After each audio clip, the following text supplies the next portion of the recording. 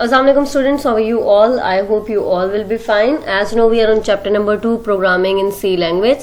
So today we are going to discuss here a first program, ठीक है, जिसको अब यहाँ पे डिस्कस करेंगे. अब अगर यहाँ पे देखें आप, तो सबसे पहले मैंने जो है यहाँ पे प्री प्रोसेसर डायरेक्टरीज, ठीक है, विद हेडर फाइल, ठीक है, हमारे पास यहाँ पे हेडर फाइल है std.h, ठीक है. ये मेरे पास क्या है, लाइब्रेरी है. इसे मैं क्या करूँ बोलूंगी, library. Let's add the comments. अगर मैं इसमें कमेंट्स ऐड करूँ, जस्ट अ सेकेंड, तो देखिए ये ब्लू में कन्वर्ट हो गया, ठीक है. तो मैंने यहाँ पे क्या लिख दिया, ये क्या है मेरे पास, लाइब्रेरी, ठीक है. ये आपके पास कौन सा कमेंट है, यहाँ पे सिंगल लाइन कमेंट, ठीक है, जो हम ऑलरेडी पढ़ चुके थे. अब यहाँ पे मेरे पास क्या है, ये void main void फंक्शन है मेरे पास, ठीक है. यहाँ पे भी मैं ऐड कर देती हूँ कमेंट. जब कमेंट ऐड करती हूँ तो ये जो कमेंट्स होते हैं, कमेंट वाला साइन और उसके बाद जो भी चीज हम उसमें लिखते हैं वो ऑटोमेटिकली लाइट ब्लू कलर में हो जाती है, ठीक है. फिर वो आइडेंटिफाई कर लेता है कि भाई ये जो है ना, ये इन्होंने क्या लिखा हुआ है, कमेंट लिखा हुआ है. तो इसको कंपाइलर जो है ना वो कंपाइल नहीं करता, ठीक है, एरर भी नहीं देता. ये मैंने क्या लिख दिया, फंक्शन, ठीक. अब फंक्शन लिखने के बाद यहाँ पे बेशक आप गैप दे दे, कोई मसला नहीं है. यहाँ पे अगर आप गैप नहीं देना चाहते, स्टार्ट से लिखना चाहते हैं, तो भी कोई मसला नहीं है, ठीक है. समझ आ गई है. आप कब कंपाइल करेंगे तो वो एरर नहीं देगा, ठीक है. यहाँ पे तो मैंने जो स्पेस बार से थोड़ी सी इसमें जो है ना स्पेस दे दिया, ठीक है. अब यहाँ पे अगर आप देखें तो ये जो लाइब्रेरी है, ये मैंने बताया था कि आपको प्रिंट एफ के साथ आप ये वाली लाइब्रेरी यूज करते हैं और ये इनपुट आउटपुट परफॉर्म करती है, ठीक है. सो अगर मैं इसको अभी एग्जीक्यूट करूं, यहां से मैंने इसको एग्जीक्यूट किया, कंपाइल एंड रन कर दें. आप कंपाइल एंड रन करेंगे, आपके पास ये ब्लैक कलर की स्क्रीन शो होती है जिसको हम कंसोल कहते हैं. ये हमारे पास क्या है, कंसोल, ठीक है. जो भी काम आप इस सोर्स फाइल में करेंगे, ठीक है, वो सारा काम इस यहाँ पे शो होगा. अब यहाँ पे मैसेज डिस्प्ले किया था मैंने, प्रिंट एफ यूज किया था टू डिस्प्ले द मैसेज, ठीक है. मैसेज को डिस्प्ले करने के मैंने प्रिंट एफ की कमांड यूज की थी, ये प्रिंट एफ वाला सिंटेक्स यूज किया था. और प्रिंट एफ वाले सिंटेक्स के बाद मैंने यहाँ पे राउंड ब्रैकेट यूज की और फिर डबल कोटेशन यूज की, और डबल कोटेशन के अंदर मैंने जो चीज लिखी वो यहाँ पे शो हो गई, ठीक है. अब एक क्वेश्चन ये होता है कि कंसोल शो होती है तो इनपुट आउटपुट क्यों नहीं हो रही, ठीक है. मतलब यहाँ पे सिर्फ हमें लिखा हुआ नजर आ रहा है, लेकिन हम खुद से कोई जो है नंबर ऐड नहीं कर सकते, ठीक है, कोई से यूजर से इनपुट नहीं ले सकते. तो इसके लिए आपको यहाँ पे एक और लाइब्रेरी यूज करनी पड़ती है जिसको हम हैश इंक्लूड, ठीक है. यहाँ पे कोनियो रिप्रेजेंट करता है कंसोल को, conio.h, ठीक है. अब मैंने इसको यहाँ पे सेव कर दिया. लेट्स सी के अब लेकिन सेव अगर मैं लाइब्रेरी यहाँ पे लगा भी देती हूँ तो स्कैन का फंक्शन तो मैं यूज नहीं कर रही, ठीक है. लेट्स सी, उससे इसको कोई फर्क नहीं पड़ेगा जब तक मैं स्कैन का फंक्शन यूज नहीं करूंगी. यहाँ पे स्कैन का फंक्शन मैंने यहाँ पे यूज नहीं किया, ठीक है. जब यहाँ पे फंक्शन यूज नहीं करूंगी स्कैन का, तो यूजर से वैल्यू इनपुट कैसे ले सकूंगी मैं, ठीक है. सो सिंपल, आपने बेशक यहाँ पे ये लगा दें, इस लाइब्रेरी को लिखने से कोई फर्क नहीं पड़ता, ठीक है.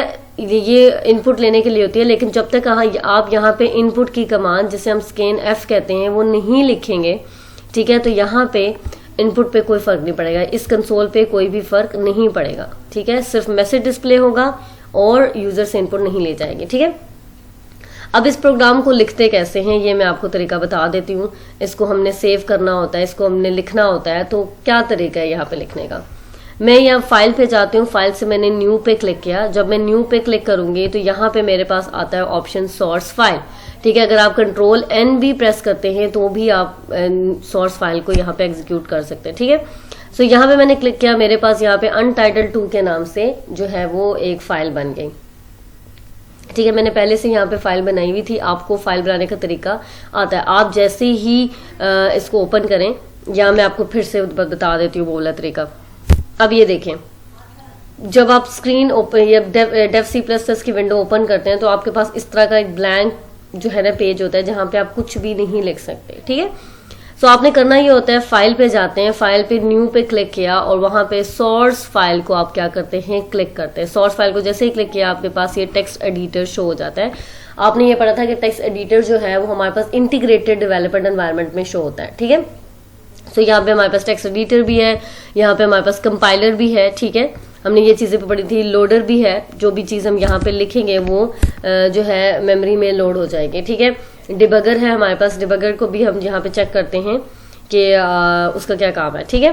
सो यहाँ पे प्रोग्राम लिखना हो आपने शिफ्ट का बटन प्रेस करना है, शिफ्ट का बटन प्रेस करके आपने लिखना है हैश, ठीक है। आपको ये आइडिया होगा कि जो अपर लेटर्स होते हैं कीबोर्ड में, ठीक है, जो अपर लेटर्स होते हैं, अपर लेटर्स का मतलब ये कि जैसे 1 2 3 हमारे पास लोअर है ना, इससे जो ऊपर लिखे हुए लेटर्स होते हैं आपको नजर आ रहे होंगे, तो उनको हम कैसे लिखते हैं, शिफ्ट प्रेस करके, ठीक है। सो हैश इंक्लूड मैंने यहाँ पे लिखा, यहाँ पे लाइब्रेरी ऐड की मैंने, यहाँ पे हैश इंक्लूड stdio.h, ये मैंने यहाँ पे लाइब्रेरी ऐड कर दी, ठीक है। उसके बाद मैं फंक्शन ऐड करूंगी void main और राउंड ब्रैकेट्स ऐड करके void लिखूंगी। यहाँ पे मैं कोई भी इनपुट नहीं ले रही, इसलिए मैं scanf का फंक्शन यूज नहीं करूंगी। मैंने सिंपली क्या करना है, एक मैसेज को डिस्प्ले करना है, ठीक है।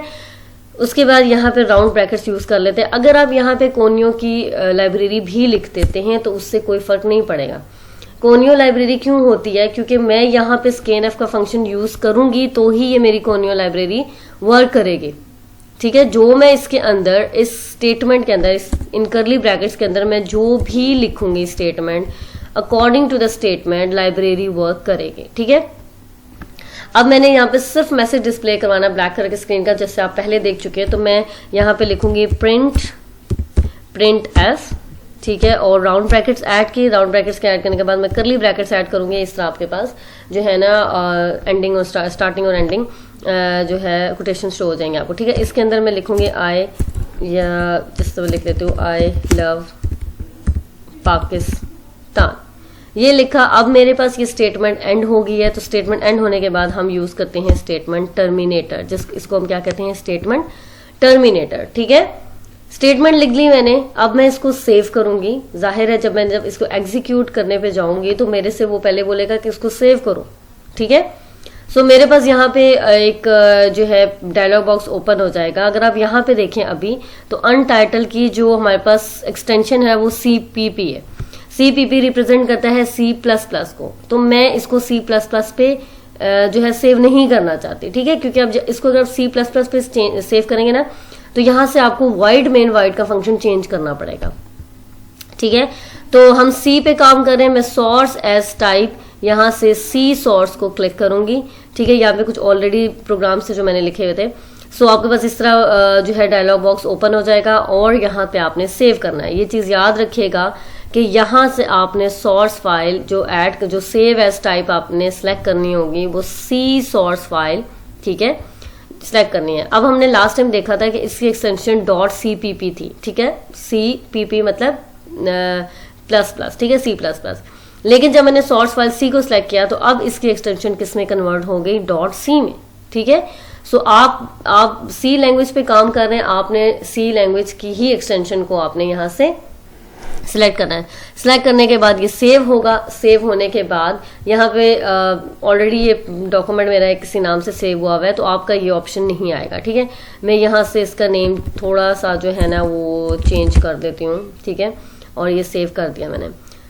अब अगर मैं आपको चीज बताऊं तो यहाँ पे देखें, जो हमने प्रिंट एफ जो मैसेज डिस्प्ले किया था यहाँ पे, वो इस कंसोल में भी शो हो गया, आई लव पाकिस्तान, ठीक है। अब ये मत सोचिएगा कि यहाँ पे कर्सर आ रहा है, ये इसके अंदर कर्सर ऑलरेडी होता है, ठीक है। सो इस चीज को आपने नहीं लेना कि मैम ने तो बोला था कंसोल पे आउटपुट नहीं होती, ये आउटपुट के लिए नहीं होता, ये आपके पास है प्रेस एनी की टू कंटिन्यू, किसी चीज को कंटिन्यू करने के लिए, ठीक है, कोई भी की प्रेस कर दें। जब आउटपुट लेना होता है, वो मैसेज जो इनपुट लेनी होती है, वो मैसेज के आगे ही कर्सर शो हो रहा होता है, ठीक है। सो यहाँ पे हमें सिर्फ और सिर्फ मैसेज को डिस्प्ले करना था कंसोल पे, वो हमने कर दिया, ठीक है। और इसके अलावा अब ये अगर देख लें, ये प्रोग्राम हमारे पास जो है ना वो सेव हो चुका है प्रोग्राम, और आई होप आपको ये आइडिया हो चुका होगा कि हम C लैंग्वेज पे कैसे काम करते हैं, ठीक है। अच्छा, एक चीज मैं आपको एरर्स थोड़े से इसमें बता दूं कि हम इसमें एरर्स कैसे जो है वो पता लगता है कि इसमें एरर आ गया। जैसे फॉर एग्जांपल मैं यहाँ से स्टेटमेंट टर्मिनेटर हटा देती हूँ, ठीक है। स्टेटमेंट टर्मिनेटर हटाने के बाद जो मैं भूल गई स्टेटमेंट टर्मिनेटर लगाना है, ठीक है, उसके बाद मैं इसको एग्जीक्यूट करती हूँ, कंपाइल एंड रन करती हूँ। तो अब यहाँ पे देखें ये मेरे पास एरर की लिस्ट शो हो गया। उसने इस एरर में क्लियरली बताया हुआ है कि यहाँ पे आपने इस ब्रैकेट से पहले आपने स्टेटमेंट टर्मिनेटर लगाना था, जो मैंने नहीं लगाया, ठीक है। सो ये मेरे पास एरर्स आ गए। इसको लगाने के बाद मतलब अगर आप एरर यूज करते हैं या एरर ठीक करते हैं तो उसके बाद आप कंट्रोल सेव का बटन दबाया करें, ताकि यहाँ पे जो भी चेंजेस आपने की होती है ना वो सेव हो जाए, ठीक है। जैसे अगर मैं यहाँ पे इसको ये चेंज करती हूँ तो यहाँ पे मेरे पास स्टैटिक का ऑप्शन होता है, ठीक है। स्टैटिक का ऑप्शन का मतलब ये होता है कि मैंने इस फाइल को सेव नहीं किया, इस फाइल पे कोई ना कोई चेंजेस किए। अब मैं यहाँ पे स्टेटमेंट टर्मिनेटर लगाती हूँ तो अभी भी ये स्टैटिक का जो साइन है ये मूव नहीं हुआ। मैं क्या करूंगी, मैं कंट्रोल सेव पे क्लिक करूंगी। जैसे ही मैं कंट्रोल सेव पे क्लिक करती हूँ यहाँ से वो जो साइन था वो रिमूव हो गया, ठीक है। ये सिर्फ इसलिए है कि अब कोई भी अगर चेंजेस इसमें होती हैं, चेंजेस होने के बाद यहाँ पे स्टैटिक का साइन होता है तो फाइल वो प्रॉपरली सेव नहीं हुई हुई होती, ठीक है। वो फाइल प्रॉपरली सेव नहीं हुई हुई होती, ठीक है।